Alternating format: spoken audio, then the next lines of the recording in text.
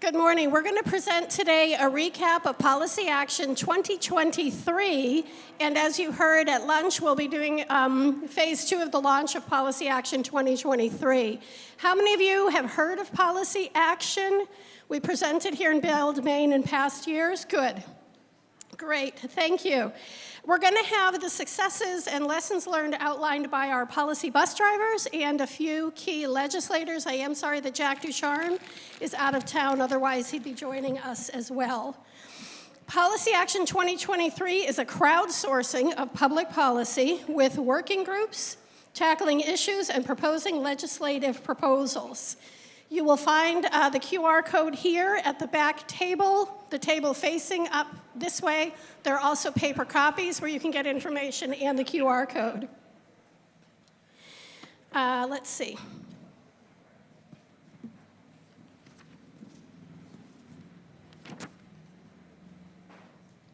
So we have a problem statement and a goal statement that you can find with use of the QR code.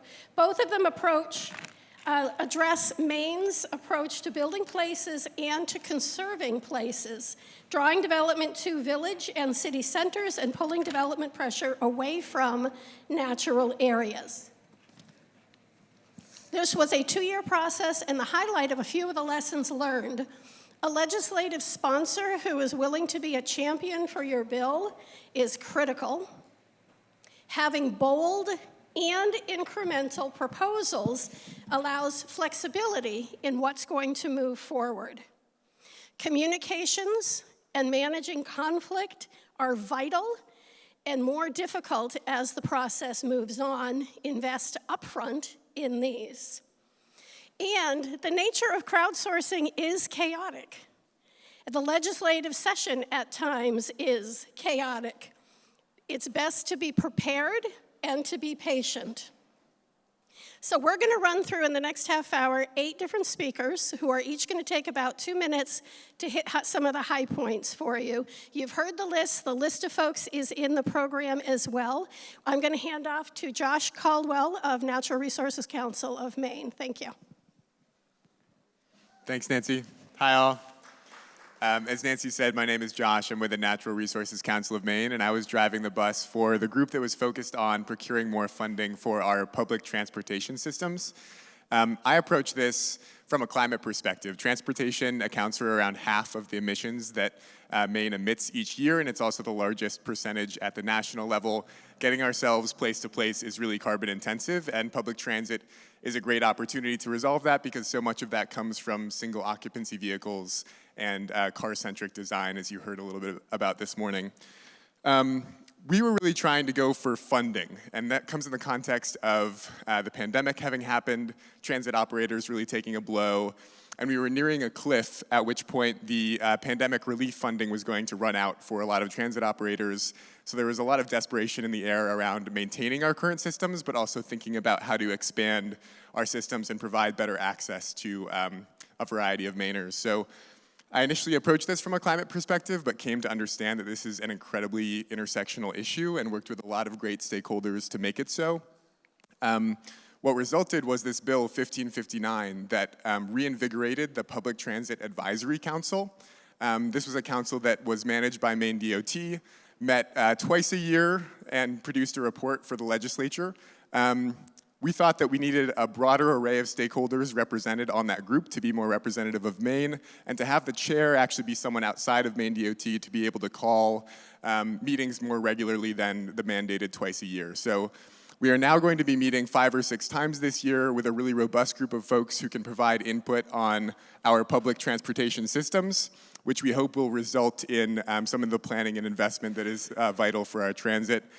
By way of this bill, we were also able to have really productive communications with legislators that led to an increase in transit funding in the biennial budget. So typically, for operating funds in transit, Maine spends around $1 million a year, which is less than $1 per person per capita. We got a commitment to increase that to $2 million per year in the first year of the biennial budget, and then up to $5 million a year in the second year of the biennial budget. Which I think was a great success, even though it wasn't directly contained within this bill. So I'll pause there. Happy to talk to folks about that process after the fact, but I'll hand it off to Zoe. There you go.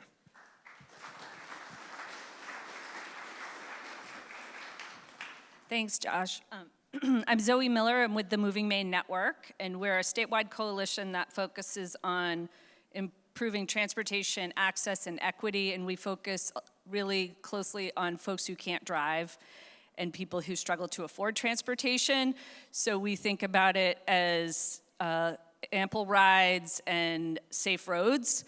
And so I got involved with this process around the transportation pieces and ended up wrangling, being the chief cat herder for the Complete Streets group. We had a lot of bills, we had a lot of ideas. We ended up bringing forward, we were involved with 5 different bills. Our wins were with 2 bills, and we really, we were thinking a lot, in addition to Complete Streets, which is about how do we design the infrastructure and build, and then make sure it gets built for folks who are walking and wheeling. We also talked a lot about Vision Zero principles. So what are all the different ways that we make it so that folks are safer on our streets and roads, and lowering speed limits is a huge part of that. LD 1674 became kind of a composite bill for incorporating several of our ideas so that it will enable communities to opt for lower speed limits and safer street design. We heard from DOT that they were already working on changing the way speed limits were set. We thought it was great, and we wanted to make sure that we get it in statute. So I think you'll hear a bit from Steve Landry today about the progress on that, which is really, really exciting. And LD 1673 is really about stroads. So it's about how do we fix these places that a lot is going on, the speed limits are too high, the roads are too wide, and so we made a plan to develop a program that could help with that, because we know we can't get if we don't have the right land use, it's hard to get the roads fixed and vice versa. I think one of our learnings is to get clear on our overall goals and choose policies that match. I think we did a good job of that, because we spent quite a while talking and getting consensus and doing research on what was happening around the country. And relationships are key. So I feel really grateful for the relationships we built, and as we go into this next phase, that we will be able to keep building on those and tending them. Next we have Tara Kelly from Maine Preservation.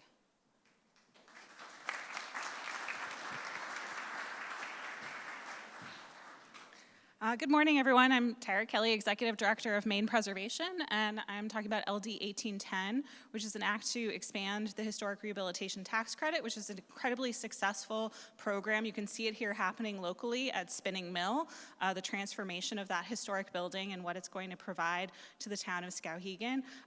These kinds of large-scale projects have happened all over the state. We do have an existing small credit that's designed more for like the upper floors of our main streets that we just heard about yesterday. Unfortunately, the cap on that is way too low. It's rarely been used. So part of our proposal was to increase the cap and increase the credit itself to make more of that investment happening on the smaller scale, small-time developers. We were also creating a historic homeowner credit.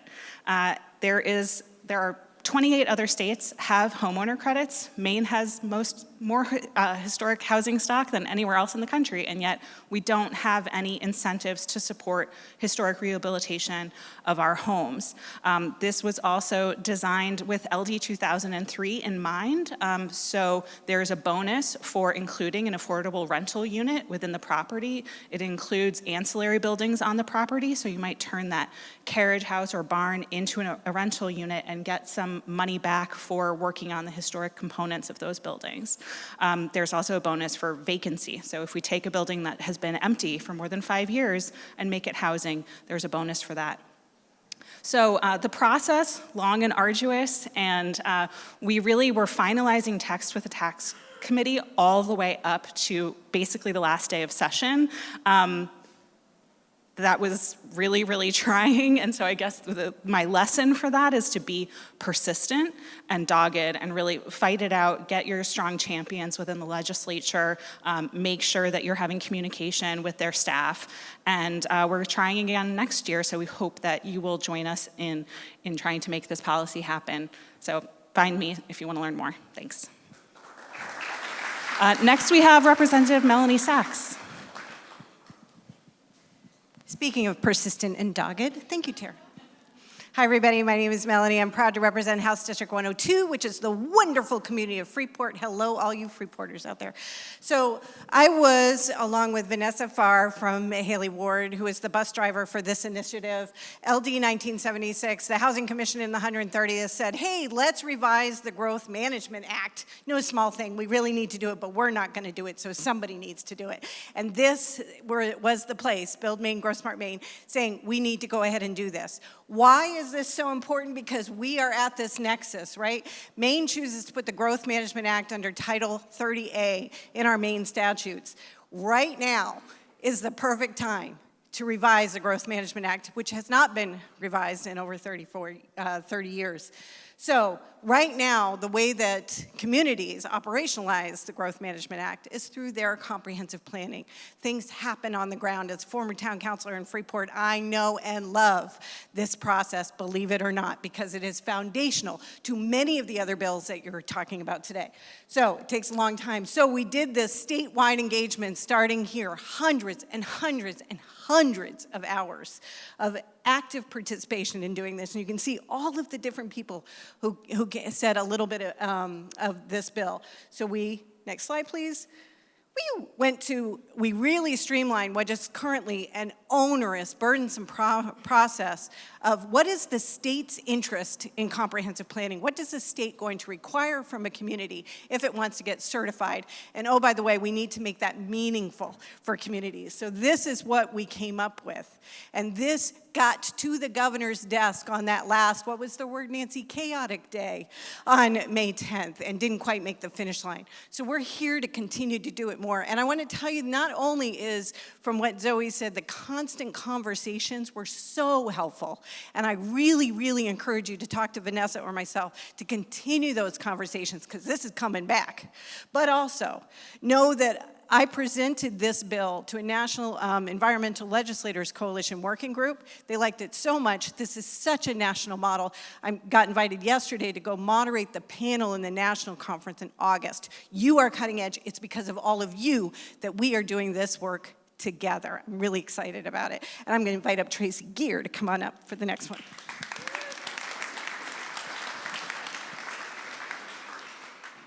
Thank you, Representative Sachs. I just want to say a quick shout out to everyone who's participated in this process in any way, shape, or form. It has been hugely valuable to have everyone working together on these major challenges that we face.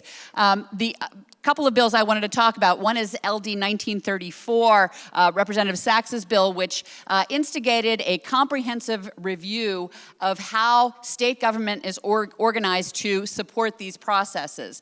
And out of that bill and the work that GoPIF and a lot of great folks in state government did came the concept for the new Office of Community Affairs. And the Office of Community Affairs brings together the functions that have now been very disparate all over state government, making it very difficult for planners and municipalities to access resources and the support that they need. So it's great to see that that is happening, and that will be underway both to as a way to provide technical support and funding to communities, as well as to be that communication and facilitation organ within state government that make those connections much more easy and direct. The other bill that related to this was LD 602, which would have provided base level of funding to our regional councils, which are really important and will be key entities in how we take all of the challenges that we face and help communities make the changes that they need, and especially around so many of the situations that are regional in nature, really making sure that they are equipped to provide that consultative and supportive service that communities need. So stay tuned for that for sure.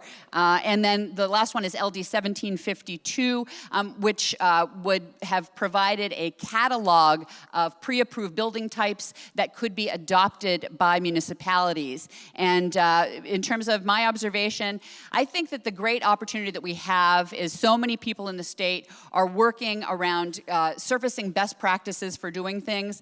And if we can make those things relevant to the challenges that communities face and make it easy to do in Maine, and incentivize their uptake with financial support, that's going to be a really key element to how we are successful moving forward. So thanks to everybody, and who am I handing off next?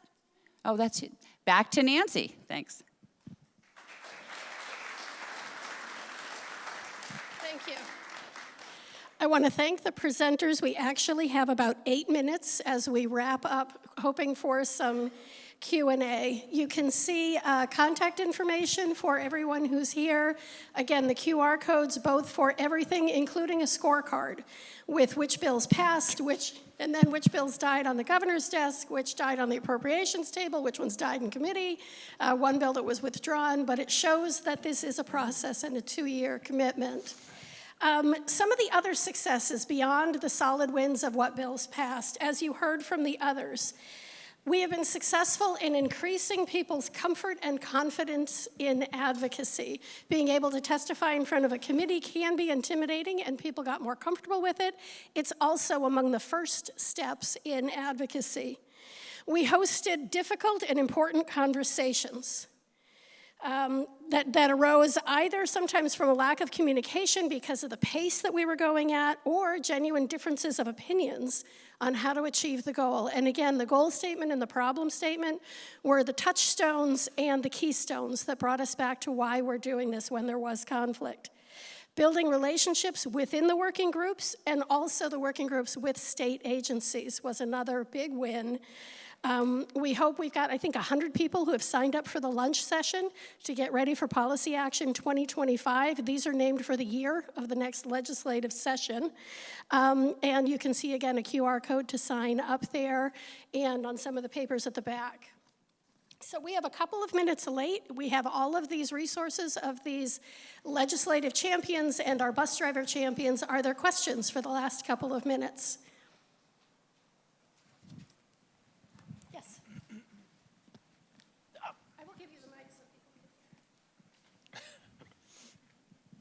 Mike Hurley, Belfast. I just want to say thank you to the state of Maine who led with LD 2003, because without that legislation, it would not have happened. We enacted it in Belfast in spades, and we're really excited about the potential. I just, again, thank you, because without it, it wouldn't have happened. It's really good to hear because of the resistance that LD 2003 had early on and continues to, that there are towns that embraced it and moved on. I saw a hand up. Oh. Yes. Hi, Nancy. Zach Bearer, it's Portland. This is a little bit drawing off the last presentation, but would it be appropriate for the legislature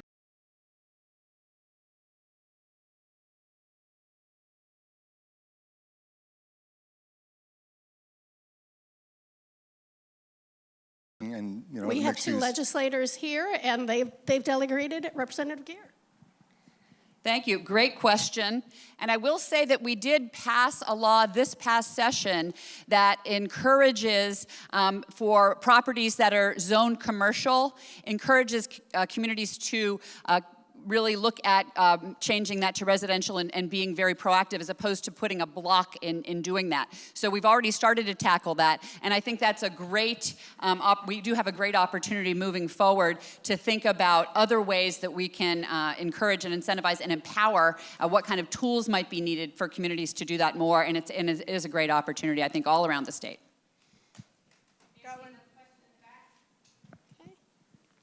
Thank you, Lila Percy from Warren, Maine. Nancy, I may have missed it if you talked about it earlier in the morning, but any conversation about what's going on with solar and how to support solar coupled with the housing issue?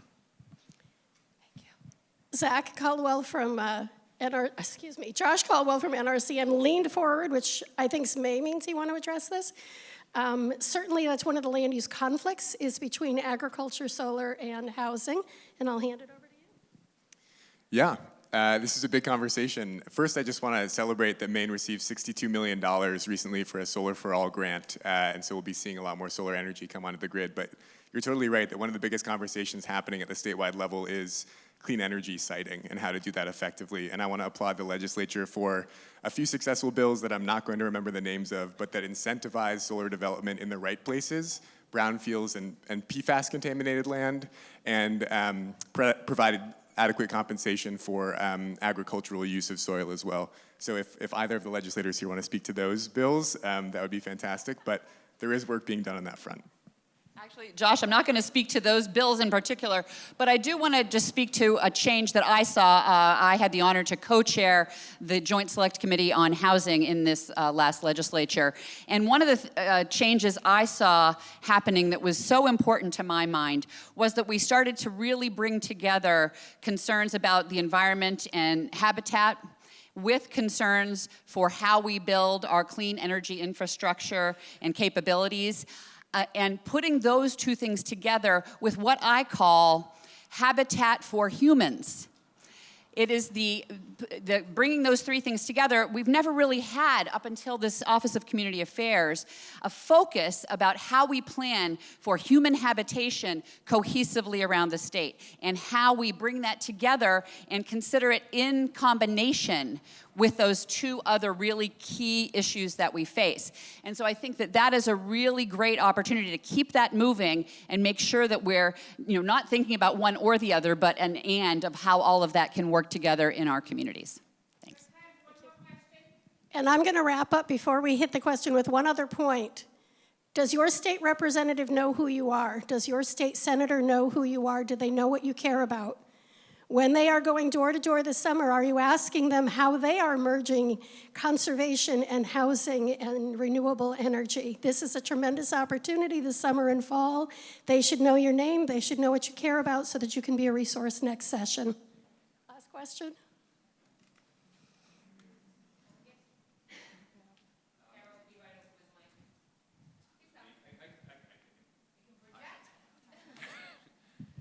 Mike Wilson, Northern Forest Center. In all this talk around this excellent policy changes and movement here, is there consideration of capacity, implementation capacity, and the idea of any kind of a circuit rider program or something to provide, because the funding is excellent, but a lot of very small towns just don't have capacity, as well-meaning as they might be, to actually do stuff. So is there any consideration of not just funding, but actual hands-on implementation capacity? And now the House Chair of the Appropriations Committee. Hello. I wear many hats. For me, along with the integration, that slide I put up about the housing, environment, economic development, the integration of those three, which Representative Gere did so well in housing, along that needed to be funding. Again, we lost some time at the end of the session, but I will say bills like 602 for all the COGs and the regional councils, I am sure that's coming back. Do not underestimate MOCA, which is the Maine Office of Community Affairs, which was LD 1934. That is huge. That brings in all of those things and helps with the technical assistance and capacity. The land bank bill that we passed last year, thank you to all of you who worked on the land bank bill, which also had development-ready planning committees, that committee which brings together all state agencies, a lot like the subdivision bill is going to be doing, in putting together the funding pool so that communities will have technical assistance as well as funding opportunities that make sense. I know state government makes sense, what? And then finally, also, the fact that comprehensive planning costs $40,000 to put together the index right now. Small communities, I'm from New Sharon, Maine. I've lived in Freeport many years, but I'm from New Sharon, Maine, which doesn't even have zoning, right? They are not going to be able to invest that. So having your comprehensive plan that is implementable and exciting and actionable and targets development so that the state invests where you can, provides those opportunities for communities of every size. That is why I'm in the legislature, one of the many reasons, and that is my focus, and I know there's an energy around there right now, as you can see from this body of work and these amazing people and all of you, that is where we are going, and we invite you to be part of it. Thanks.